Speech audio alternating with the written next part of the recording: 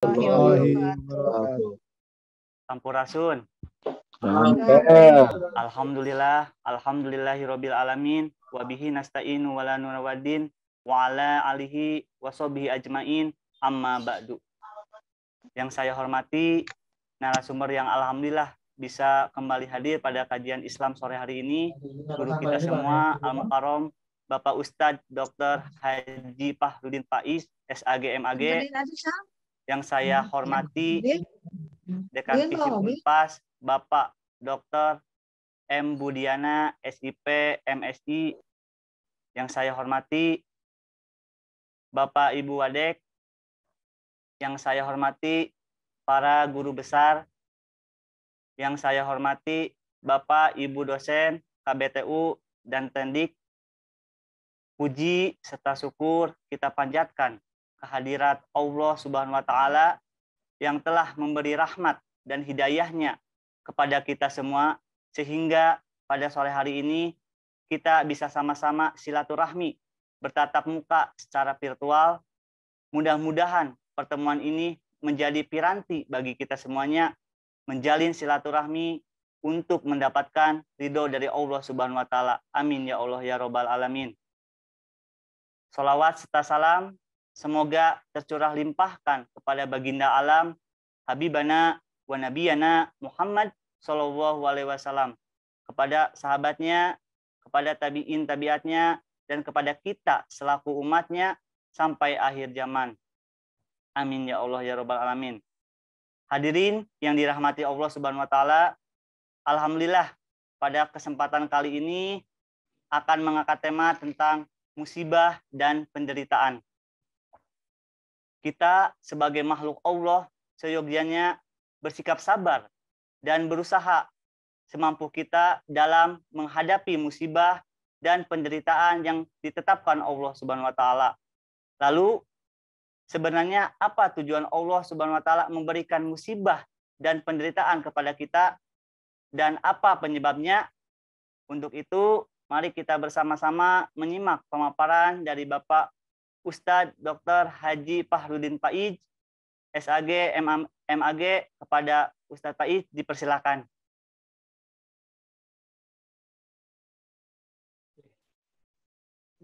Ya. Assalamualaikum warahmatullahi wabarakatuh. Waalaikumsalam warahmatullahi wabarakatuh. Bismillahirrahmanirrahim. Alhamdulillahirabbil alamin. Wa bihi nasta'inu ala umurid dunya waddin.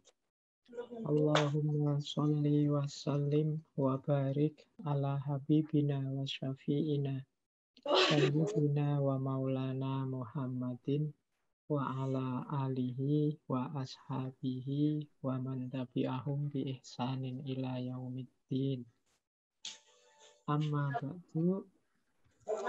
Yang saya hormati Bapak Dekan dan Bapak Ibu Wakil Dekan, Bapak Ibu dosen, semua saja yang sore hari ini sempat dan berkenan hadir istiqomah melakukan jalan mencari ilmu. Alhamdulillah Allah masih menganugerahi kita dengan keterbukaan hati, kesediaan, kerelaan untuk belajar. Baik Bapak Ibu, sebagaimana sudah kita rencanakan sore hari ini tema kita tema yang agak sedih. Temanya musibah dan penderitaan. Ini karena tidak tahu kenapa saya tertarik membahas tema ini. Saya melihat hari ini banyak sekali orang mengeluh tentang apa saja. Banyak orang merasa hidup ini berat. Saya tidak tahu sebabnya di mana, tapi mari sore hari ini kita belajar apa sih atau bagaimana sih ajaran Islam tentang ketika kita mengalami musibah atau ketika kita merasa hidup ini berat, penuh penderitaan. Sebenarnya kalau dalam filsafat banyak sekali teori-teori yang membahas ini. Cuma karena ini bulan Ramadan kita lebih fokus ke perspektif agama Islam. Bagaimana Islam menyikapi adanya musibah dalam hidup ini. Baik, bismillah, seperti biasa saya share screen untuk kita belajar bareng-bareng Bapak Ibu. Saya beri judul hikmah. Tentu saja hidup yang ada musibahnya, ada penderitaannya, yang diberikan, dihadirkan oleh Allah dalam kehidupan kita itu sesuatu yang tidak sia-sia. Pasti ada hikmahnya kalau kita mau berpikir. Maka sore hari ini mari kita belajar sebentar tentang apa sih hikmahnya musibah dan penderitaan itu. Yang pertama, ini mungkin nambah saja wawasan kita. Kalau menggunakan bahasa agama, musibah, penderitaan, termasuk rasa sakit, kita mengalami yang susah-susah, itu sebenarnya sunnatullah.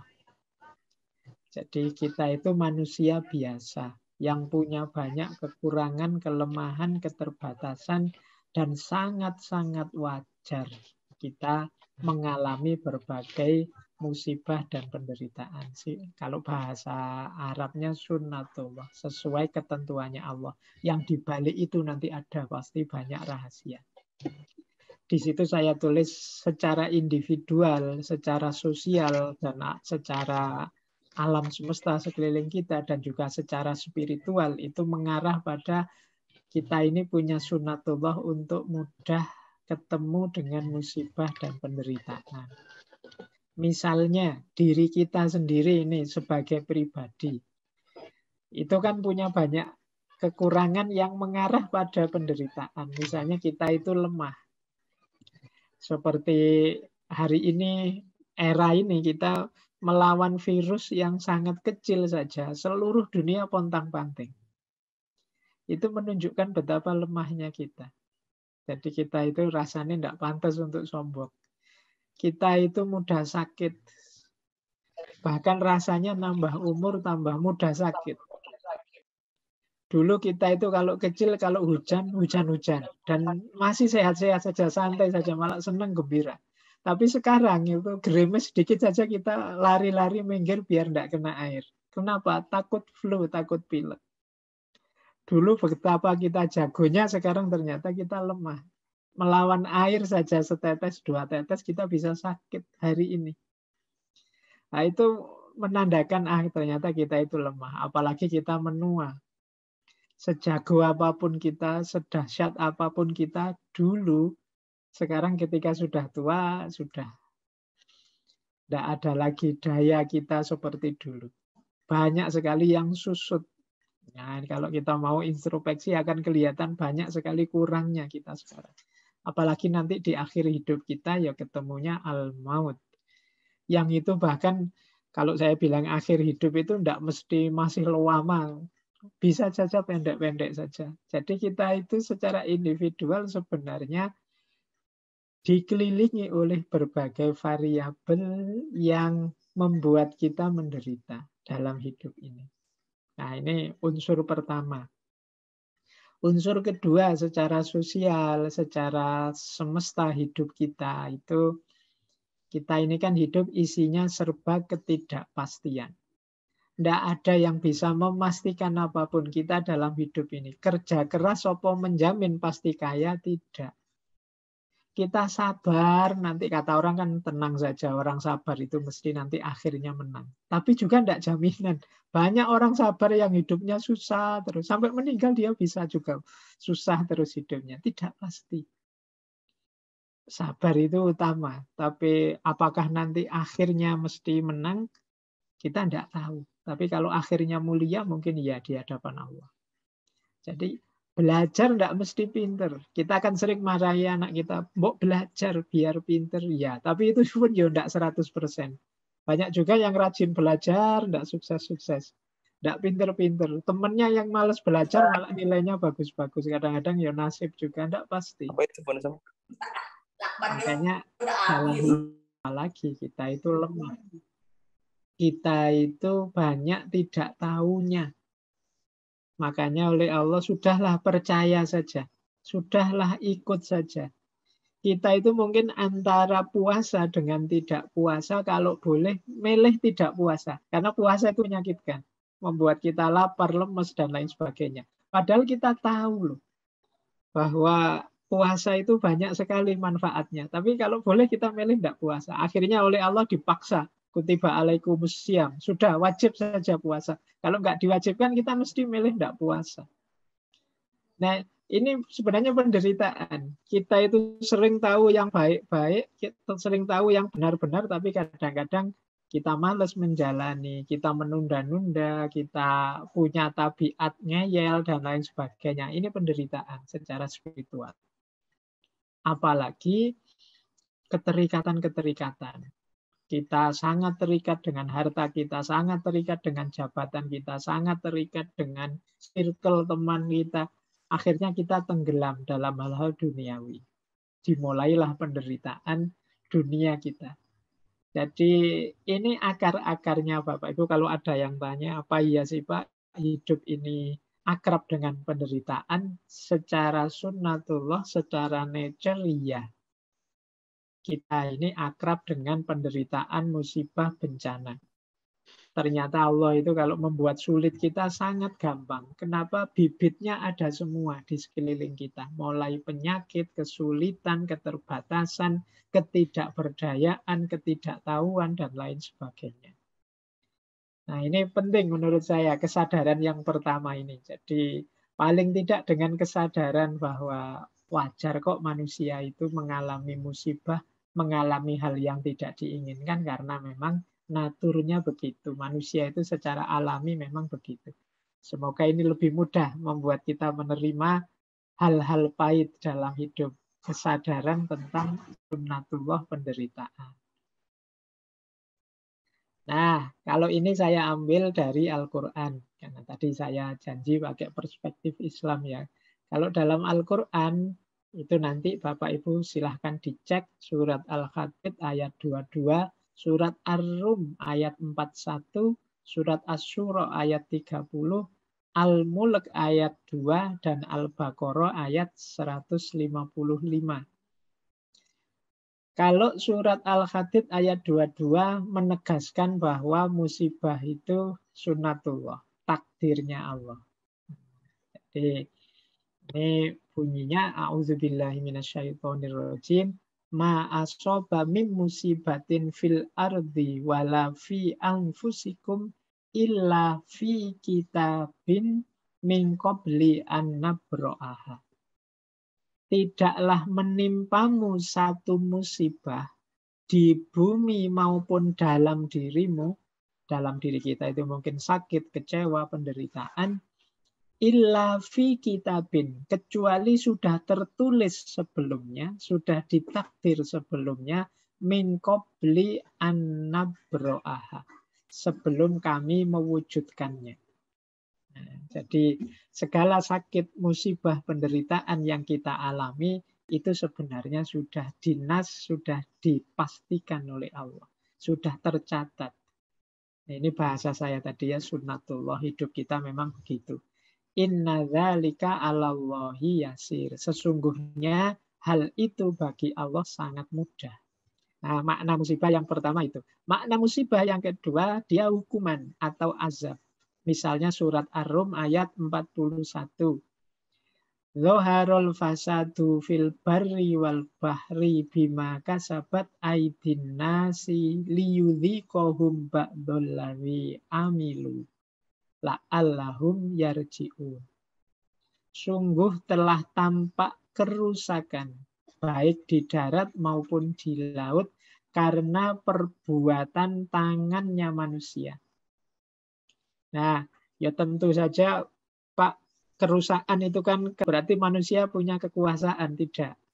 Kita melakukan yang buruk-buruk akhirnya ditampakkanlah kerusakan itu oleh Allah.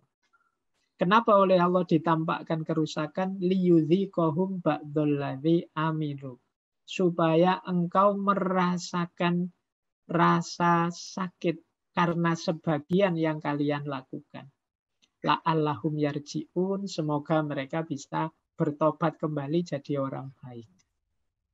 Ini menurut saya bahan introspeksi kita, Bapak Ibu. Kalau menurut ayat ini, kalau Bapak Ibu melihat berbagai kerusakan, berbagai kekacauan dalam hidup kita, itu sebenarnya karena kelakuan kita dan Allah ingin mengingatkan kita.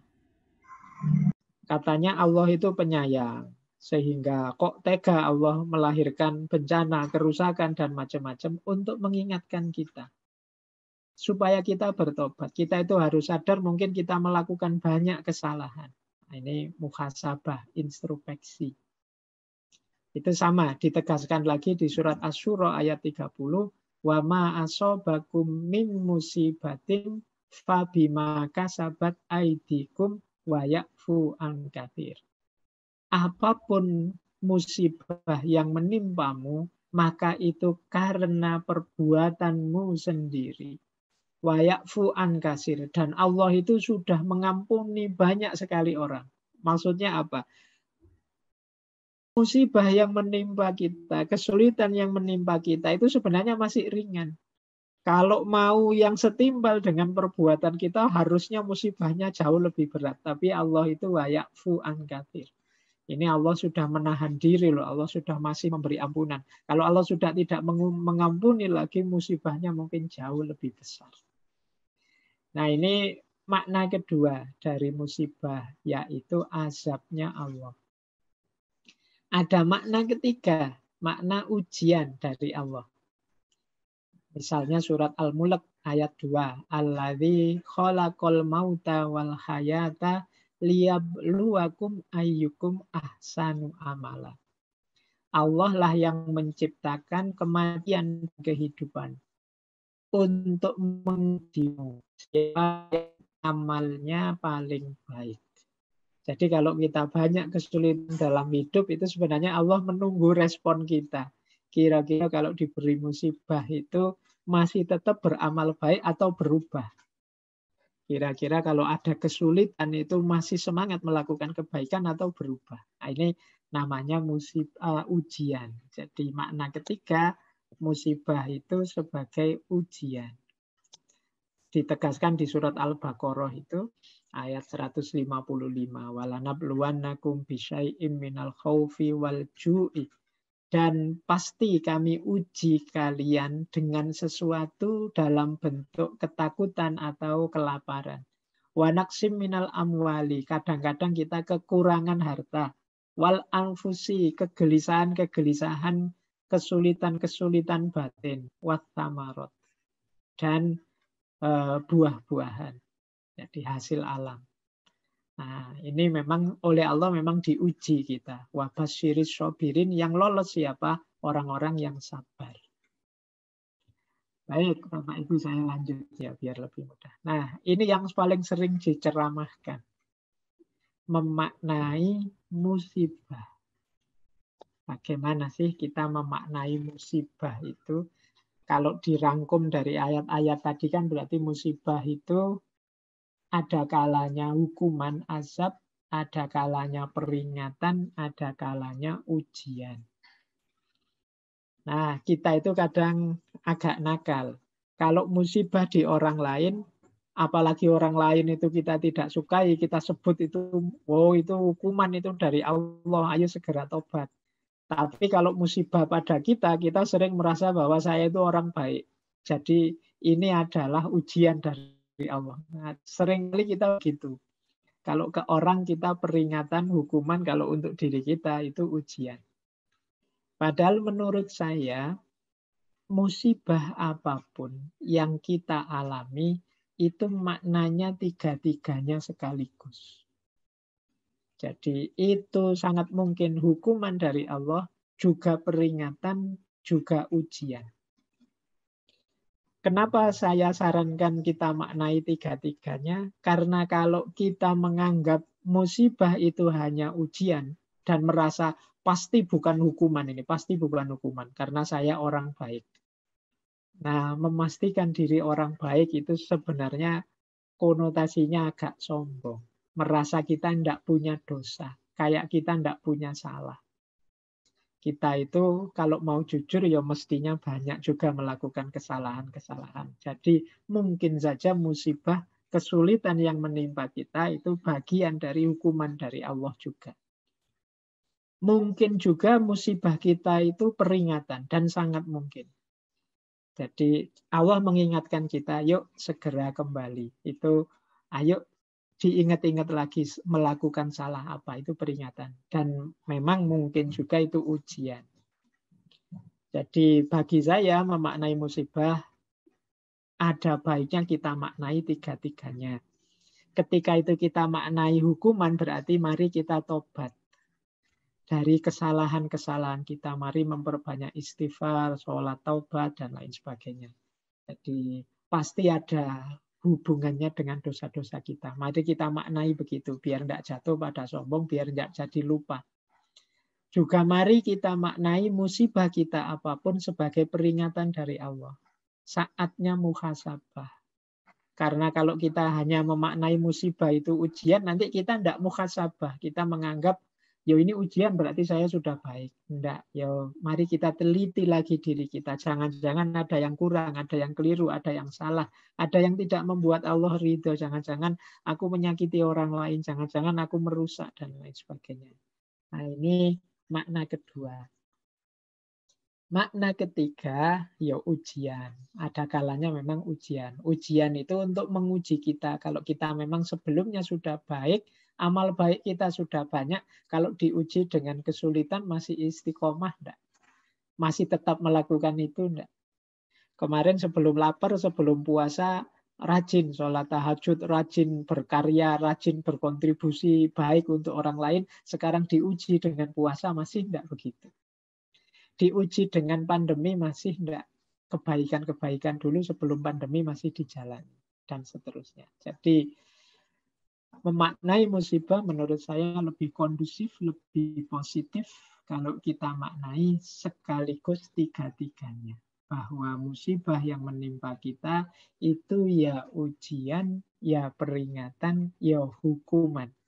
Jangan dipilih-pilih. Kadang-kadang kita itu seperti saya bilang tadi ya, kalau ada musibah di mana itu terus kita nuding orangnya, wah itu loh di sana itu ada bencana, mesti banyak dosanya, mereka harus tobat. Kalau di sini kan orang baik, makanya nggak dikasih bencana. Nah itu menurut saya perilaku yang salah. Menarik Bapak Ibu, kadang-kadang bencana di tempat yang bukan kita, itu hakikatnya adalah ujian untuk kita. Kalau yang mengalami bencana langsung kan jelas itu. Mereka introspeksi, mereka mungkin bertobat. Kadang-kadang kita yang tidak mengalami bencana itu merasa free untuk tidak melakukan apa-apa. Padahal bisa jadi itu ujian untuk kita. Bencana di tempatnya tetangga kita, jangan-jangan itu ujian untuk kita. Ayo kita mau membantu enggak? Kita mau juga introspeksi enggak? Karena bisa jadi musibah itu sewaktu-waktu tiba pada kita dan lain sebagainya. Maka penting bagi kita untuk kalau ada berita-berita musibah, bencana, penderitaan orang dan lain sebagainya, itu cepat-cepat kembali ke diri kita. Ini sebenarnya Allah ingin apa yang harus saya lakukan? Kita juga muhasabah, kita juga introspeksi. Kok saya ditampakkan berita kisah tentang musibah ini? Tentang apa yang bisa aku lakukan yang baik yang diridhoi Allah. Kalau harus membantu seperti apa bantuanku? Kalau harus muhasabah, mungkin ini peringatan apa untukku sebelum Allah benar-benar menimpakan musibahnya padaku. Nah, jadi ini penting Bapak Ibu pemaknaan kita terhadap musibah. Baik itu untuk muhasabah, istiqomah maupun bertobat. Nah ini saya ambil, saya rangkum dari berbagai sumber, Imam Ghazali dan kawan-kawan misalnya. Alat untuk menghadapi musibah itu sebenarnya yang paling utama ada 3, tapi itu sebenarnya 6. 3 itu saling berangkai dua-dua. Mari membangun karakter ini. Kalau kita sedang menghadapi masalah, entah masalah besar atau masalah kecil. Kok Allah memberiku masalah seperti ini ya? Apa yang harus aku lakukan? Senjatanya 6 ini. Yang pertama, sabar dan muhasabah. Sabar itu berarti Aku terima ya Allah ujian darimu, aku terima ya Allah musibah darimu. Semoga aku bisa menyikapinya dengan yang terbaik. Jadi itu sabar. Dan muhasabah tentu saja. Muhasabah itu menilai diri, menghitung diri. Aku salah di mana ya, kurangnya apa ya, yang tidak pas selama ini dari saya apa ya. Nah, itu namanya muhasabah. Yang kedua tilawah. Tilawah itu ayo membaca dan hikmah, menemukan hikmahnya. Jadi mari kita cari hikmahnya untuk lebih baik ke depan. Mengapa sih ada ujian ini? Rahasianya apa? Nah, itu namanya hikmah. Oh, alhamdulillah aku diuji dengan pandemi. Akhirnya harus banyak di rumah. Karena banyak di rumah, banyak melakukan ibadah-ibadah yang kemarin kececeran karena terlalu aktif di luar. Sekarang mulai banyak ngaji, sekarang mulai bisa melakukan muhasabah, mulai bisa meneliti salah-salahnya selama ini di mana. Ini namanya menemukan hikmah. Mulai dekat lagi dengan keluarga, kemarin terlalu sibuk kemana-mana, ini namanya menemukan hikmah. Dalam kesulitan apapun yang kita hadapi, pasti ada hikmah. Tinggal Bapak Ibu mau mencari, menemukan, mengambilnya atau tidak. Yang ketiga, senjata kita untuk menghadapi hikmah adalah tazkiyah dan islah. Tazkiyah itu membersihkan diri, begitu kita sadar bahwa mungkin kita banyak salah, banyak keliru, segera kita muhasabah. Kalau ketemu bahwa wah ini saya salah di sini, salah di situ, saatnya kita bersih-bersih tazkiyah. Kemudian islah. Islah itu memperbaiki diri.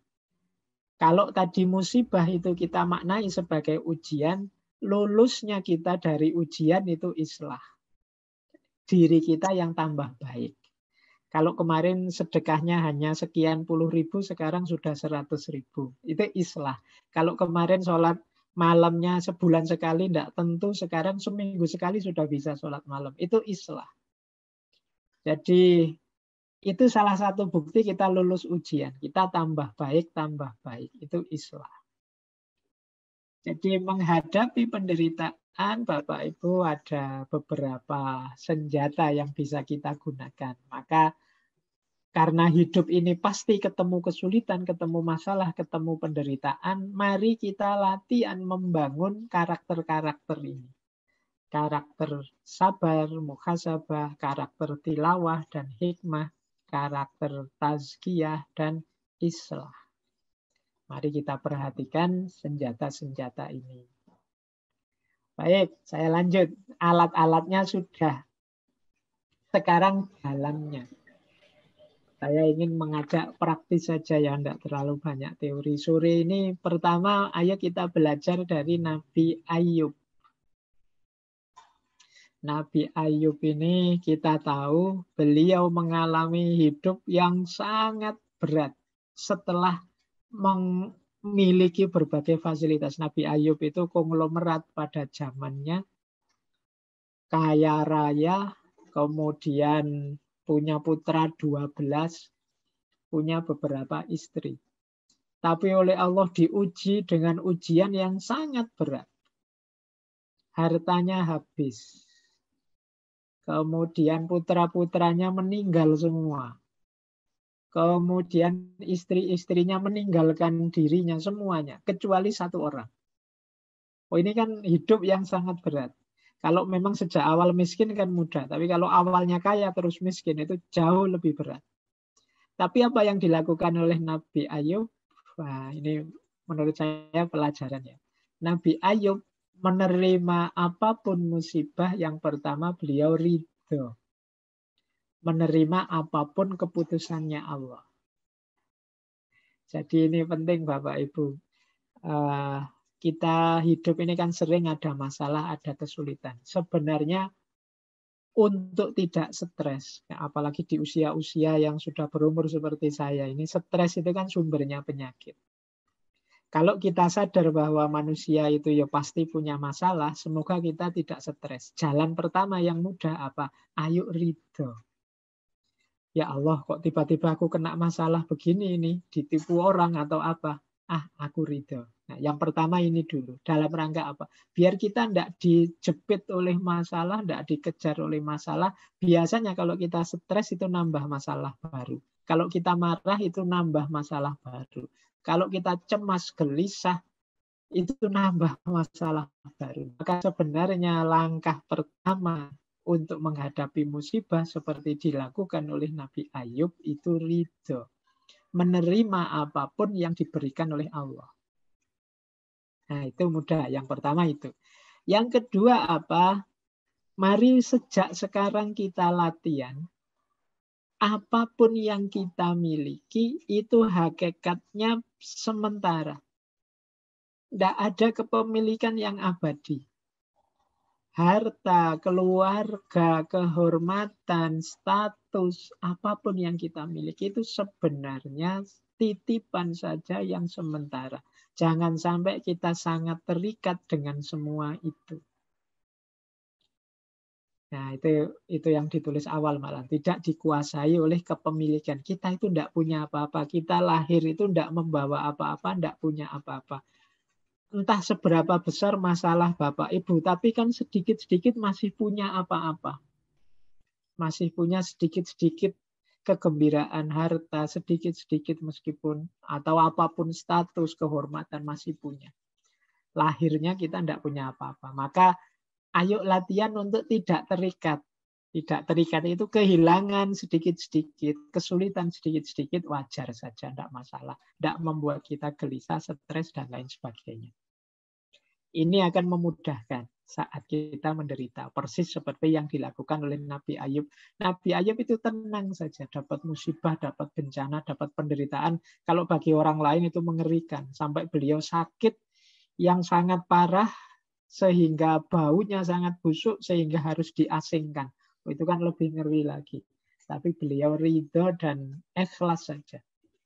Yang ketiga yang dilakukan oleh Nabi Ayub apa? Mengingat nikmat dan kebahagiaan yang selama ini sudah diberikan oleh Allah.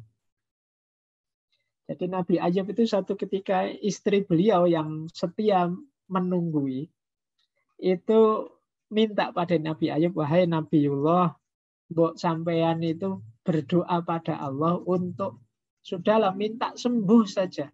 Yang lain-lain gampang, yang harta, yang anak-anak tidak masalah. Yang sakit ini loh, coba minta itu saja sembuh. Sampean kan dekat sama Allah. Nah, cuma jawabannya Nabi Ayub apa? Saya malu pada Allah. Malunya apa? Coba dihitung. Berapa puluh tahun kita dianugerahi kaya raya, nikmat, bahagia oleh Allah. Termasuk kesehatan. Nah, sekarang mengalami sakit seperti ini berapa tahun? Jumlahnya tidak imbang antara sehatnya dengan sakitnya. Jadi saya masih malu untuk minta pada Allah. Nah, ini jawabannya Nabi Ayub. Jadi biarlah saya ridho dengan ketetapannya Allah. Nah, ini menurut saya tips bagi kita ya, untuk mari kita sadar betapa luar biasa, betapa banyak secara kuantitas maupun kualitas nikmat yang sudah diberikan Allah pada kita selama ini. Sehingga mungkin sedikit masalah, sedikit kesulitan itu tidak pantas membuat kita mengeluh pada Allah itu. Seolah-olah Allah tidak memberi apa-apa. Seolah-olah nikmatnya Allah itu seolah-olah hanya masih sedikit. Nah, ini tips dari Nabi Ayub untuk kita tidak mengeluh. Karena memang seperti saya jelaskan 2 minggu yang lalu, saat fitrah manusia itu khuliqo halu'ah, diciptakan mudah mengeluh. Nah, mari kita, kalau yang kita ingat nikmat-nikmat kan akhirnya kita terus bersyukur. Malu untuk mengeluh. Dan ini jalannya kita untuk sabar. Kita kan sering bilang, sabar itu berat loh Pak, tidak mudah. Iya, oleh karena itu antara lain tipsnya tadi. Mari kita ridho ketetapannya Allah apapun. Mari kita ingat kita itu tidak punya apa-apa dulunya. Mari kita sadar sudah sangat banyak nikmat yang diberikan Allah pada kita. Sehingga sabar atas sedikit masalah, sedikit kesulitan hidup, Itu menurut saya sudah wajar saja. Nah, ini jalan kita untuk sabar. Nah, untuk menguatkan kita lagi seperti Nabi Ayub juga, mari kita yakin akan hadirnya pertolongan Allah. Tidak mungkin Allah itu membiarkan kita dalam musibah penderitaan yang tidak tertanggungkan.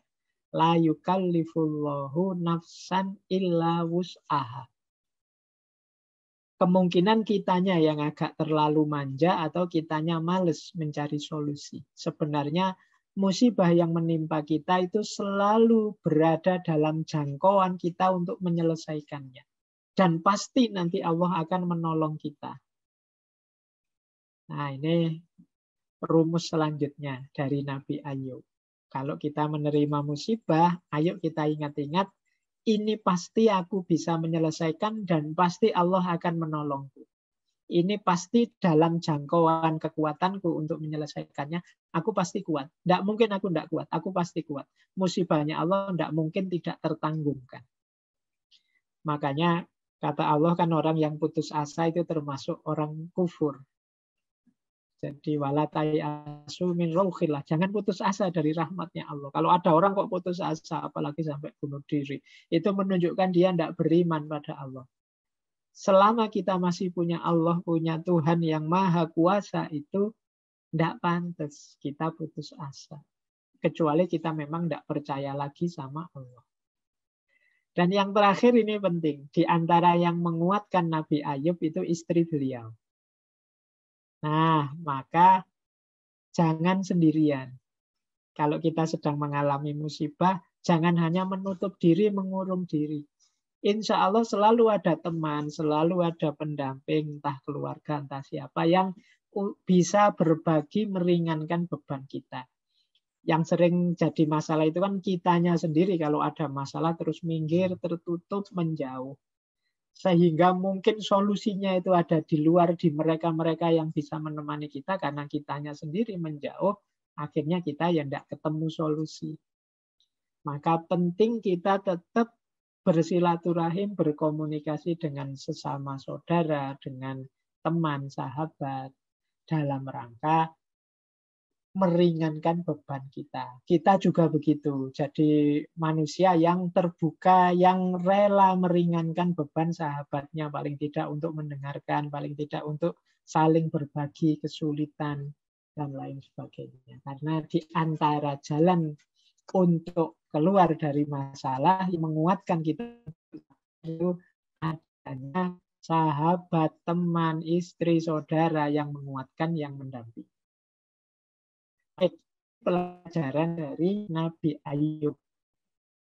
Coba sekarang kita belajar dari para wali ya. Ada dua cerita kewalian yang menurut saya menarik untuk kita jadikan pelajaran. Bagaimana sih kalau kita mengalami musibah, misalnya rasa sakit. Yang pertama itu ada cerita seorang wali yang mengunjungi temannya yang sedang sakit. Begitu juga wali ini, temannya juga sesama wali. Dia melihat temannya yang sedang sakit itu mengeluh, mengaduh. Ya Allah, kok pusing ya, misalnya begitu. Ya Allah, kok badan ini rasanya meriang, yang greges ya. Nah, terus wali yang satu yang menjenguk tadi menasehati untuk menghibur temannya. Bukanlah disebut pecinta sejati mereka yang menderita akibat pukulan kekasihnya. Hakikatnya sakit itu kan juga anugerahnya Allah. Oh ya jangan mengeluh, kata wali yang satu tadi. Tapi wali jadi kawannya tadi jawabannya beda. Kata bukanlah pecinta mereka yang tidak menikmati pukulan kekasih. Yang mengeluh kan kok ya, tapi sini menikmati rasa pusing, menikmati rasa sakit, menikmati rasa lapar, menikmati. Nah ini jawaban wali kedua. Jadi dalam cerita ini sebenarnya ada dua pelajaran Bapak Ibu. yang sama-sama positif saat kita menghadapi ujian, musibah, rasa sakit. Ada gaya wali pertama, yaitu orang-orang yang tangguh. Jadi saya merasakan musibah ini, tapi bagi saya musibah ini bukan apa-apa. Bagi saya musibah ini tidak ada apa-apanya, asal Allah masih ridho, masih cinta padaku. Nah ini gayanya orang-orang kuat. Kalau kita mungkin agak sulit gaya yang pertama ini. Ada gaya yang kedua. Gaya yang kedua itu gaya, iya ya Allah saya sakit ini, saya puasa ini ya lapar ya Allah, saya sholat terawih itu ya capek ya Allah, tapi ya karena engkau yang merintah ya enggak apa-apalah. Nah, jadi dua-duanya akhirnya ridho, tapi gayanya beda. Yang satu menikmati, yang satu menahan. Dua-duanya positif. Saya enggak tahu Bapak Ibu ada di mana, tapi ya semoga di salah satunya. Kalau enggak yang pertama, ya yang kedua. Kalau kita kuat, kita bisa menahan. Kalau kita enggak kuat, ya kita merasakan sakitnya, merasakan sulitnya. Sulit sekali ya Allah, berat sekali ya Allah, tapi karena ini pemberianmu, aku terima. Nah, ini gaya kedua. Ini mirip dengan cerita yang bawahnya itu. Ceritanya Robi'ah al-Adawiyah. Jadi Robi'ah al-Adawiyah itu kan satu ketika berjalan tersandung. Beliau ini sufi perempuan yang terkenal sekali. Kakinya berdarah. Tapi begitu kakinya berdarah, beliau malah tersenyum kemudian alhamdulillah. Nah, temannya tanya, loh sampean ini jatuh, tersandung, berdarah-darah, kok malah tersenyum alhamdulillah. Ya, karena dia terima kasih. Kenapa? Karena ini adalah semacam senggolan, semacam sentuhan dari kekasihnya. Ini dari kekasihku, dari Allah. Persembahan dari kekasih itu, seperti apapun bentuknya, akan aku syukuri. Jadi ini gayanya Robi'ah al-Adawiyah. Kalau kita sedang jatuh cinta sama seseorang, itu kan pemberiannya apapun, itu kan berkesan, membuat kita berterima kasih. Nah, termasuk rasa sakit. Kalau dulu waktu pacaran, mungkin Bapak Ibu yang pacaran kan ada pengalaman sampai kadang cubit-cubitan, kadang pukul-pukulan. Loh kan dicubit itu kan sakit. Tapi karena yang nyubit pacarnya itu kan rasanya indah saja. Nah, kalau kita bisa nyampe level ini seperti Robi'ah Adawiyah. Mendapatkan kesulitan itu bagi dia seperti cubitan dari Allah. Dan menyenangkan. Kenapa? Masih dicubit itu berarti masih diperhatikan oleh kekasih. Bencana bagi para wali ini adalah kalau merasa Allah tidak peduli lagi padanya. Allah masih memberi kesulitan, memberi musibah, itu paling tidak di situ ada kepedulian. Allah masih memperhatikan kita. Kita tidak dibiarkan saja. Musibah itu ada kalanya hukuman. Itu kan kita harus bersyukur. Allah masih mau menghukum kita. Itu masih peduli dengan kita agar bersih dosa-dosa kita. Memperingatkan kita untuk segera bertobat. Ada kalanya ujian. Apalagi ujian kita harus sangat bersyukur pada Allah. Karena begitu diuji berarti menunjukkan alhamdulillah ya Allah aku diuji. Ini berarti aku ini mau naik kelas. Yang diuji kan yang akan segera naik kelas. Levelnya mau naik kalau menyikapinya benar, jawabannya pas. Jadi apapun makna kita terhadap musibah, apakah itu ujian, apakah peringatan, apakah hukuman, itu patutnya kita bersyukur. Allah masih peduli dengan kita, masih memperingatkan kita, masih menghukum kita. Seperti orang tua yang masih menghukum anaknya. Itu kan orang tua yang masih peduli dengan anaknya. Biar anaknya tidak begini nanti. Biar anaknya sadar, biar besok jadi lebih baik. Bukan berarti orang tuanya benci atau sadis pada anaknya. Enggak. Masih dihukum itu orang tua masih perhatian. Guru masih jewer muridnya. Itu guru yang masih perhatian. Kita harus terima kasih. Allah juga begitu. Masih perhatian dengan kita. Kita masih diingatkan. Sekali-sekali dijewer karena kita nyeleweng. Dan bisa jadi dalam rangka kita akan segera naik kelas. Inilah pelajaran dari para wali tadi. Bagaimana kita menyikapi musibah. Baik, saya lanjutkan. Nah, kalau ini hikmahnya. Hikmah itu rahasia-rahasia di balik musibah. dan penderitaan yang kita alami. Mari, kalau Bapak Ibu mungkin ada masalah, ada kesulitan, ada penderitaan, ayo kita arahkan ke sini. Biar beneran musibah itu akan membuat kita naik kelas. Jadi membuat level kedekatan kita dengan Allah tambah dekat. Karena hidup kita ini kan perjalanan menuju Allah. Maka musibah pun mari kita jadikan kendaraan untuk lebih dekat kepada Allah. Membantu perjalanan kita.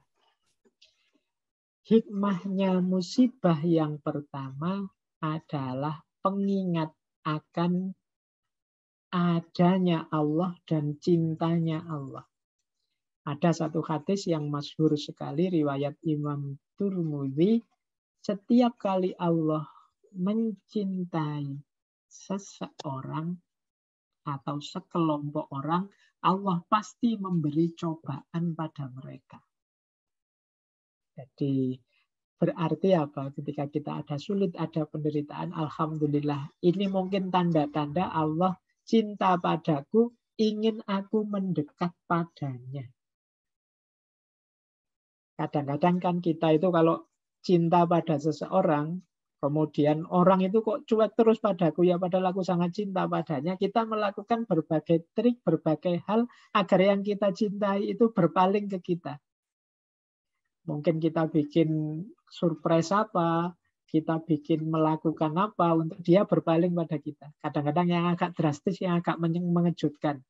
Mungkin kita teriaki, mungkin kita usili, mungkin kita apa, sehingga dia sadar ada kita terus menoleh ke kita. Seperti itulah posisinya masalah dan musibah. Segera kita sadar, oh iya ya, aku mungkin terlalu lama melupakan Allah, saatnya kembali padanya. Nah, mari dalam situasi musibah dan penderitaan kita sadari Allah dan kita segera kembali padanya. Ini makna yang paling penting pertama. Musibah membuat kita lebih dekat pada Allah.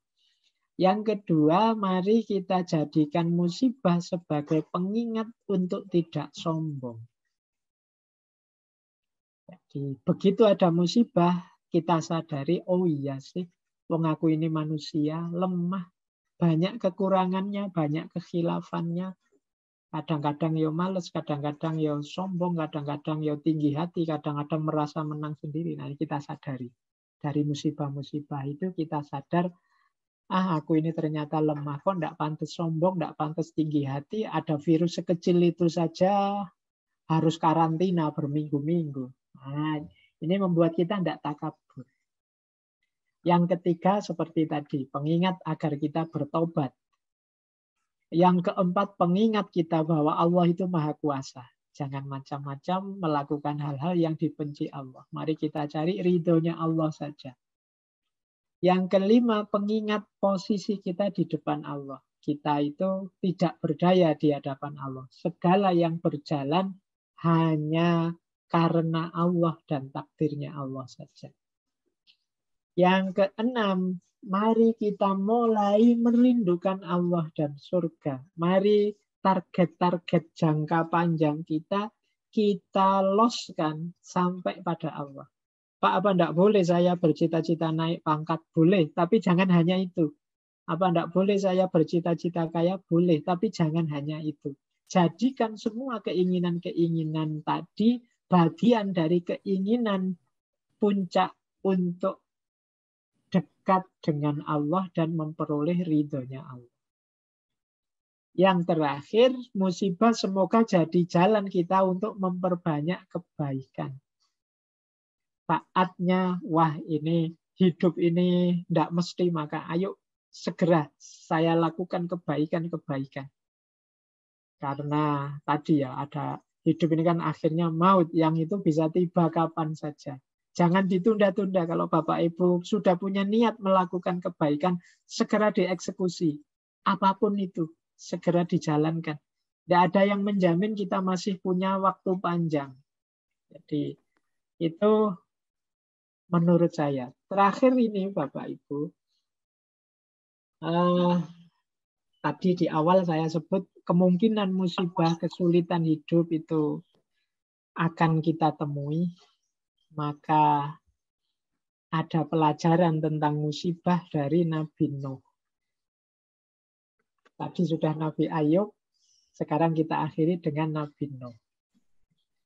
Ada pelajaran apa dari kisahnya Nabi Nuh yang banjir besar dan kapal itu?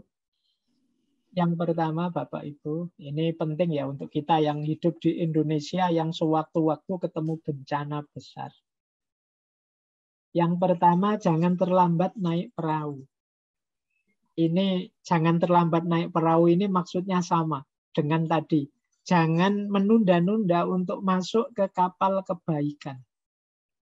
Ayo segera naik, ayo segera melakukan. Tidak ada jaminan banjir datangnya nanti. Tidak ada jaminan gempanya masih lama. Tidak ada jaminan meteor nabraknya masih nanti-nanti. Kalau Allah mempercepat meteor sekian detik saja dilencengkan jalurnya, ya nyampe ke kita. Maka ayo jangan ditunda. Tidak ada jaminan matahari terbit dari barat itu masih lama. Siapa ngerti besok pagi Jumat itu. Maka jangan terlambat naik perahu, jangan terlambat bertobat, jangan terlambat melakukan kebaikan. Nah, yang kedua, ingatlah kita ada di perahu yang sama. Kalau sudah naik perahu, sudah kita semua jadi orang baik, muslim yang baik, yang patuh, ingatlah kita ada di perahu yang sama. Ayo kompak, saling membantu, saling mendukung, saling bekerja sama dalam kebaikan. Jangan ada yang saling serang, saling merusak, saling menjatuhkan. Karena kita ada di perahu yang sama. Kalau perahu kita bocor, rusak, kita tenggelam semua. Kalau ada satu yang merusak mentalnya, merusak dengan kata-kata yang buruk dan lain sebagainya, virus ini akan menyebarnya cepat. Pelajaran dari pandemi kan memperlihatkan bagaimana cepatnya tersebarnya virus. Kita kebetulan ada di perahu yang sama. Maka ayo kompak kerjasama dalam kebaikan. Yang ketiga, mari kita orientasi ke depan. Berencana untuk hidup kita yang sejati. Meskipun mungkin, Pak, ini kan saya masih muda, Pak. Ya seneng-seneng dulu lah. Saya ini belum punya mobil ini, belum punya rumah ini, nanti dulu enggak. Investasi kebaikan, investasi segala amal tadi sekarang dimulai. Pak, belum masanya, Pak, nanti aja kalau enggak. Perahunya Nabi Nuh itu dibangun bahkan sebelum datang musim hujan. Jadi mari kita bangun. Tadi kan kita butuh sabar, butuh muhasabah, butuh tazkiyah. Ayo sekarang, jangan nunggu nanti. Pak, kan belum dapat musibah. Loh, nanti kalau musibahnya datang telat sudah. Jadi bangun perahunya sekarang. Bangun karakter, mental, upaya-upaya perbaikan diri tadi sekarang mulainya. Jangan nunggu sakit beneran. Kalau sudah sakit beneran, tidak ada waktu lagi membangun karakter kita untuk sabar, untuk muhasabah, dan lain sebagainya.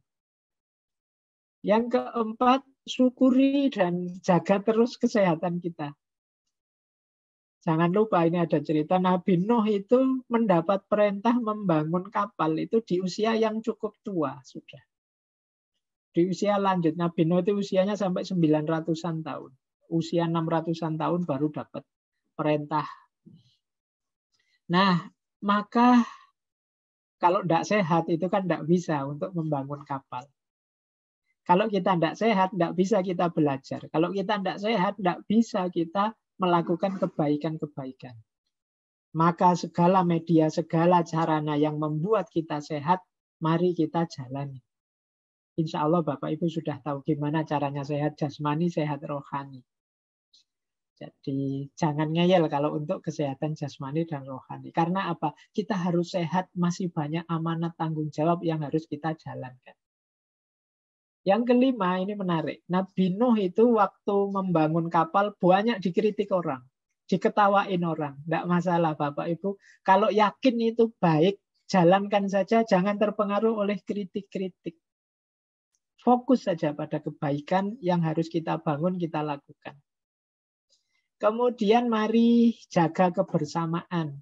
Kalau pasangan kita juga, kalau di kapal itu kan saling berpasangan. Kita akan lestari kalau kerjasama berpasangan.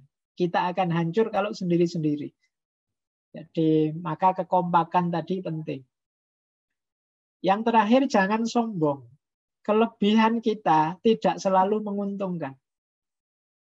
Kita mungkin bangga, oh saya pinter loh ceramah. Nanti ada banyak situasi yang ceramah itu tidak ada gunanya sudah.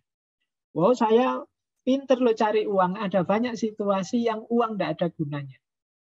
Oh saya pinter loh untuk suara saya enak. Saya pinter menghibur orang. Nanti ketemu banyak situasi yang tidak ada gunanya lagi suara indah. Maka Bapak Ibu jangan sombong. Kelebihan kita mungkin berguna, tapi kita juga perlu kelebihan-kelebihan kerjasama dengan orang lain. Di atas perahu itu ada satu situasi ilustrasinya ya. Di atas perahu antara Kijang dan Siput itu sama. Kijang itu larinya cepat sekali, Siput larinya kelemar-kelemar. Tapi begitu naik perahu tidak ada gunanya kecepatan tadi. Nanti dalam hidup kita juga begitu. Banyak kelebihan kita yang tidak ada gunanya. Maka ayo siap-siap menghadapi musibah, bencana, penderitaan karena tadi sifatnya niscaya sunatullah, tidak mungkin tidak ada. Mari kita belajar siap-siap antara lain dari Nabi Nuh. Jadi sebelum mengalami kita belajar dari Nabi Nuh, saat mengalami kita belajar dari Nabi Ayub yang tadi sudah kita ceritakan. Baik Bapak Ibu, itu ya materi kita sore hari ini tentang musibah dan penderitaan. Monggo kalau ada mungkin 1-2 pertanyaan, saya kembalikan lagi ke Mas Rifki selaku moderator sore ini. Terima kasih Pak Faiz. Bapak Ibu yang ingin bertanya, Bang Tengku ya, enggak? Mangga tur nuhun. Assalamualaikum warahmatullahi wabarakatuh. Sampurasun. Baik, terima kasih kesempatannya, Kang Rifki. Ya. Pak Faiz, luar biasa materinya Pak Faiz. Buat saya, materi hari ini berat, Pak Faiz ya. Musibah dan penderitaan saya mendengar dan mencoba mencerna, apalagi melaksanakannya berat. Gitu. Ini materi yang berat untuk saya gitu. Nah, dalam hal mekanisme tadi, saya mencatat ada tazkiyah dan islah, Pak Faiz. Saya masih sumir di sini, Pak Faiz, masih bias. Tazkiyah saya catat tadi konsep definisi dasarnya adalah membersihkan diri. Sementara islah adalah memperbaiki diri. Agak mirip gitu, Pak Faiz. Jadi agak mirip. Di mana nih batas-batasnya gitu? Kalau mengutip istilah filsafat, epistemologi, batas-batas antara kedua koridor ini di mana? Apa sih yang menjadi fokus dari kedua ini? Karena saya sebelum saya join dengan Universitas Pasundan yang tercinta ini, saya sempat di Provinsi Aceh, Pak Faiz. Itu ada konflik TNI GAM pada saat itu. Nah, pada saat RI GAM itu berdamai, kalimat kata islah ini selalu dipakai gitu di internal Aceh sana, tapi kita memaknainya islah ini perdamaian gitu Pak Faiz. Makanya tadi begitu saya catat islah adalah memperbaiki diri, sama bingung saya Pak Faiz. Jadi mohon penjelasan soal ini, berikut spesifikasinya dan level dari mana tazkiyah, mana islah gitu Pak Faiz. Atur nuhun, terima kasih. Assalamualaikum warahmatullahi wabarakatuh. Baik. Saya jawab Pak Tengku, matur nuwun. Jadi tazkiyah itu sebenarnya bentuk ringkas dari tazkiyatun nafas. Jadi pembersihan batin, pembersihan diri. Jadi kalau kita mengalami musibah, di antara yang disarankan yang kita lakukan setelah kita sabar, itu muhasabah. Muhasabah itu mengoreksi diri, menemukan kotoran-kotoran, khilaf, maksiat, dosa yang mungkin masih kita lakukan, yang ini mengundang Allah untuk memperingatkan kita, antara lain dengan musibah-musibah. Nah, maka penting kita muhasabah. Nah, ketika kita muhasabah, nanti ketemu kotoran-kotoran jiwa kita. Oh, aku ini mungkin masih sering dengki. Oh, aku ini mungkin masih sering khilaf, melakukan maksiat ini, ngomongnya masih sering tidak kontrol. Oh, aku ini masih sering menyakiti orang, dan lain sebagainya. Kalau sudah ketemu, kita ayo melakukan tazkiyah. Mari kita bersihkan. Bismillah, nawaitu, saya coba berjuang untuk tidak lagi ngomong orang lain, tidak lagi menyakiti hatinya orang lain, tidak lagi merasa sombong. Nah, ini upaya kita, ini namanya tazkiyah. Kalau bahasa tasawuf kadang pakai istilah takholli, membersihkan, mengosongkan diri dari yang buruk-buruk. Hasilnya tazkiyah itu nanti islah. Islah itu diri kita yang semakin soleh, semakin baik. Jadi berarti apa? Meningkat. Diperbaikan. Aslaha yuslihu islahan. Itu tambah soleh, tambah baik. Nah, jadi sama, kalau ada konflik mari kita islah, itu dari kata-kata soluha yasluhu. Jadi saling klop, saling sesuai. Nah, kalau sudah sama-sama setuju, saling sesuai, kita menyebutnya perdamaian. Sama-sama oke ya, kita perdamaian. Itu asar dari kata soleh sebenarnya sama. Jadi setelah kita tazkiyah, buahnya pasti islah. Kalau benar-benar kita tambah bersih, pasti kita jadinya tambah baik. Nah, berarti kita sedang melakukan perbaikan diri. Jadi itu ringkasnya begitu, Pak Teguh. Ini jadi dua proses yang berangkai. Saya kira itu jawabannya. Mangga Bapak Ibu yang lainnya.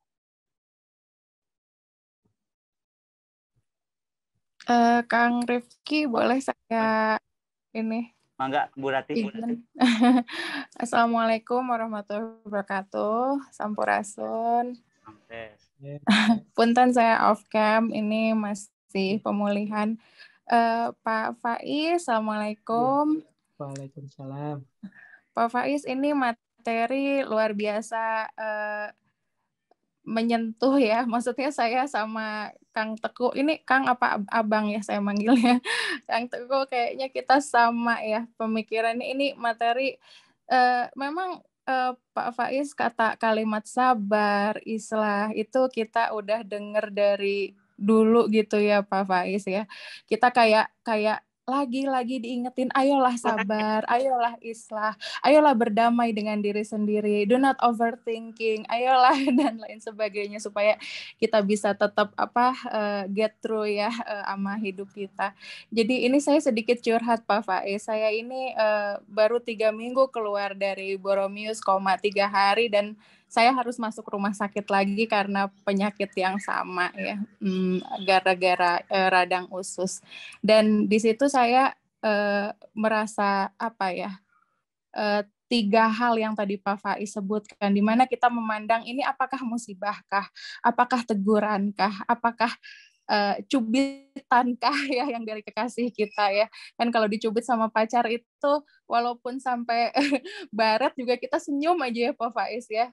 Namun pada kenyataannya ya Pak Faiz ya, saya mengalami hari-hari di mana air mata saya nggak bisa berhenti Pak Faiz. Jadi terus sulit itu Pak Faiz untuk mengaplikasikannya gitu Pak. Jadi mungkin di level seperti tadi level para sufi, level apalagi kita bicara Nabi Ayub yang wah itu bukan tandingan kita itu maksudnya saya gitu ya Pak ya, orang yang masih jauh dari sempurna ini gitu Pak Faiz. Jadi bagaimana penerimaan kita nih Pak Faiz, memposisikan kita pengaplikasiannya gitu loh Pak Faiz dari apakah ini ujiankah, apakah ini musibahkah, apakah ini tegurankah dan lain sebagainya. Kurang lebih gitu Pak Faiz. Terima kasih banyak. Hatur nuhun. Assalamualaikum warahmatullahi wabarakatuh. Waalaikumsalam warahmatullahi wabarakatuh. Yang pertama ini saya langsung jawab ya Bu Rati. Yang pertama begini. Kita itu, tadi saya ceritakan ada 2 positioning, 2 pandangan dari 2 orang wali.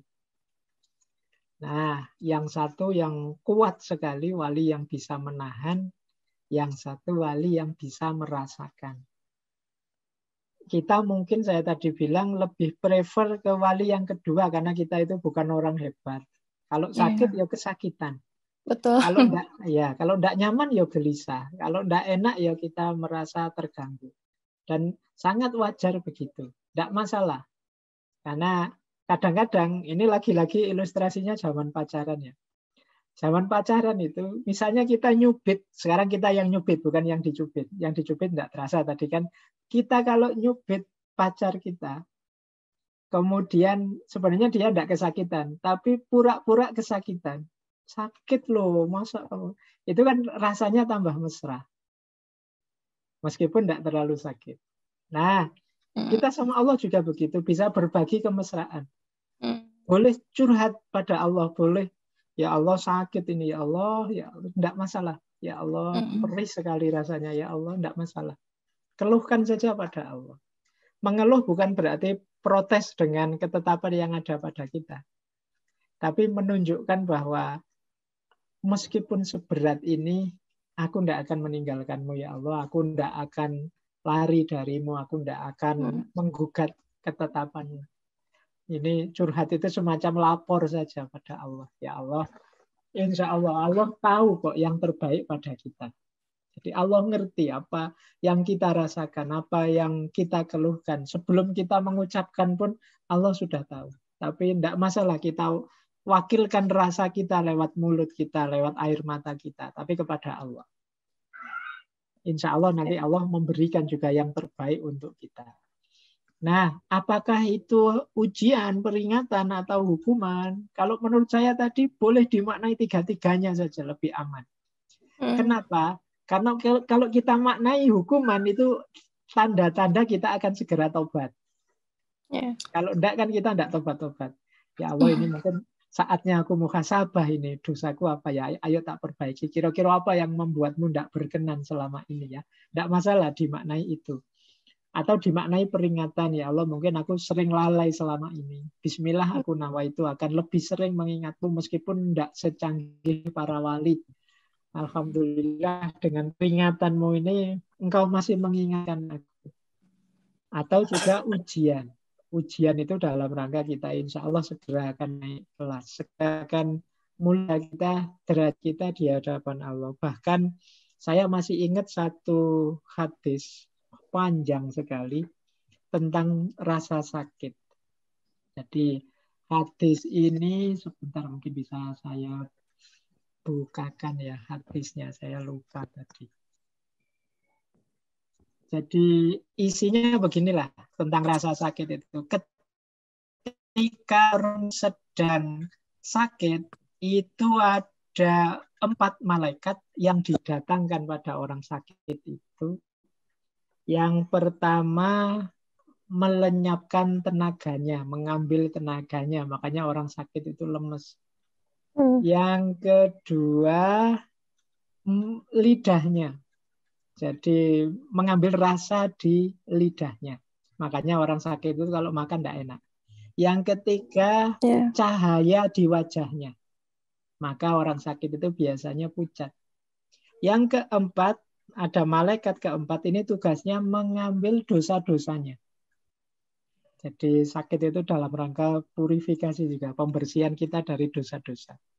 Nah, di hadis itu di belakang dijelaskan ketika orangnya sembuh oleh Allah, malaikat-malaikat yang tadi mengambil segala kenikmatan tadi disuruh mengembalikan. Ketika sembuh, tenaga disuruh mengembalikan. Rasa disuruh mengembalikan. Kemudian wajah balik ceria lagi. Yang tidak disuruh kembali cuma malaikat yang keempat. Yaitu yang tadi mengambil dosa-dosanya. Masya Allah. Nah, jadi di hadis itu dijelaskan, ya Allah kenapa kok yang dosa tidak dikembalikan? Bagaimana aku tega mengembalikan dosa-dosa pada hambaku yang kucintai ini setelah aku membuatnya sulit. Jadi insya Allah Ibu, segala kesulitan, segala musibah itu akan ketemu hikmahnya yang luar biasa. Termasuk tadi ini jalan kita untuk membersihkan dosa-dosa. Karena saya bilang tadi, tidak ada yang tahu skenario hidup kita ke depan. Alhamdulillah, di saat kita masih hidup, Allah masih berkenan, peduli dengan kita, membersihkan dosa-dosa kita, antara lain lewat rasa sakit. Nah, ini semoga kesadaran-kesadaran semacam ini meringankan kita. Semoga sakit, penderitaan, kesulitan kita membuat kita tambah dekat lagi kepada Allah. Amin. Saya kira itu, Bu Ratu. Ya, hatur nuhun Pak Faiz. Aduh, ini saya drop my tears again. Terima kasih ya Pak Faiz. Assalamualaikum warahmatullahi wabarakatuh. Waalaikumsalam. Karena waktu udah jam 5, mungkin untuk hari ini, kajian hari ini dengan diakhiri dengan doa Pak Faiz. Padanya mangga silakan. Baik, Bapak Ibu, mari kita alhamdulillah bisa menyelesaikan kajian kita sore hari ini. Semoga yang saya sampaikan ini membawa manfaat dan hikmah, termasuk hikmah perbaikan untuk hidup kita semua, baik dalam hal agama, dunia maupun akhirat. Fiddini wa dunya wal akhirah. Ala hadhihi niyah wa ala kulli niyatin sholihah. Al-Fatihah. A'udzubillahi minasyaitonir rajim. Bismillahirrahmanirrahim. Alhamdulillahirabbil alamin. Arrahmanir rahim. Maliki yaumiddin. Iyyaka na'budu wa iyyaka nasta'in. Ihdinas siratal mustaqim. Siratal ladzina an'amta 'alaihim ghairil maghdubi 'alaihim waladdallin. Amin. A'udzu billahi minasyaitonir rajim. Bismillahirrahmanirrahim. Alhamdulillahirabbil alamin. Hamdan yuwafi ni'amahu wa yukafi'u masidah. Ya Rabbana lakal hamdu wa ma yanbaghi li jalali wajhikal karimi wa 'azimi sultanik. Allahumma sholli ala sayyidina Muhammad wa ala ali sayyidina Muhammad. Rabbana ighfir lana wa li walidayna wa li ikhwanina alladziina sabaquna bil iman. Wala taj'alna fi qulubina ghillan lil ladzina amanu. Rabbana la tuzigh qulubana ba'da idh hadaitana wa hab lana min ladunka rahmah innaka antal wahhab. Allahumma inna nas'aluka salamatan fid din wa afiyatan fil jasad wa afiyatan fil jasad wa afiyatan fil jasad wa ziyadatan fil ilmi wa barakatan fil rizqi wa taubatan qoblal maut wa rahmatan indal maut wa maghfiratan ba'dal maut. Allahumma hawin alaina fi sakaratil maut wan najata minan nar wal afwa indal hisab. Allahumma arinal haqqa haqqa warzuqna tiba'ah wa arinal batila batila warzuqna ijtinabah. Rabbana la tada' lana fi majlisina hadza dzamban illa ghafartah wala aiban illa satartah wala hamman illa farajtah wala dainan illa qadaitah wala hajatan min hawaijid dunya wal akhirah illa qadaitaha ya arhamar rahimin. Ya latifan bi khalqi ya aliman bi khalqi ya khabiran bi khalqi ultuf bina ya latif ya alim ya khabir. Rabbana atina fid dunya hasanah wa fil akhirati hasanah wa qina adzabannar. Subhana rabbika rabbil izzati amma yasifun wa salamun alal mursalin walhamdulillahi rabbil alamin. Baik Bapak Ibu, alhamdulillah kita bisa menyelesaikan kajian kita sore hari ini. Dari saya sekian, kurang lebihnya mohon maaf. Wallahul muwaffiq, wallahu a'lam bishawab. Wassalamualaikum warahmatullahi wabarakatuh. Waalaikumsalam warahmatullahi wabarakatuh. Nuhun Pak Faiz.